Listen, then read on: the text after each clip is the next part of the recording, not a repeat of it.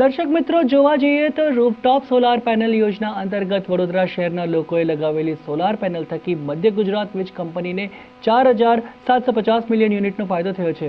જ્યારે યુનિટના ભાવ વારંવાર વધવાના કારણે જનતાને નુકસાન પણ વેઠવવાનો વારો આવી રહ્યો છે.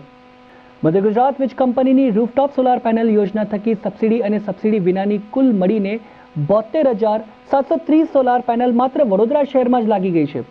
એટલે વડોદરાવાસીઓએ સોલાર પેનલ લગાવી વર્ષો લાખો રૂપિયાની વીજ બિલમાં બચત કરી રહ્યા છે.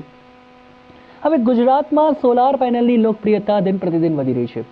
અગાસી પર સોલાર પેનલ લગાવીને લોકો વીજ ઉત્પાદન કરી રહ્યા છે અને માસિક વીજ બિલમાં પણ બચત કરી રહ્યા છે. હાલમાં મકાનો ઉપર રૂફટોપ સોલારનું ચલણ વધ્યું છે અને તેના કારણે જ વીજ ઉત્પાદનમાં પણ સતત વધારો થઈ રહ્યો છે. સોલાર પેનલ પર મળતી ભારે સબસિડીના કારણે તેની લોકપ્રિયતા વધી છે.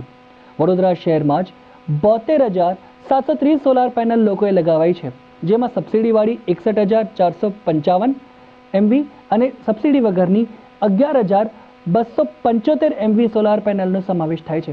પરંતુ વિદ્યુત કંપની દ્વારા વારંવાર યુનિટના ભાવ વધારવાના કારણે સોલાર પેનલ લગાડનાર ગ્રાહકોને તેનો વધારાનો કોઈ ફાયદો જોવા નથી મળી રહ્યો, એવી લોકોમાં ચર્ચા ચાલી રહી છે.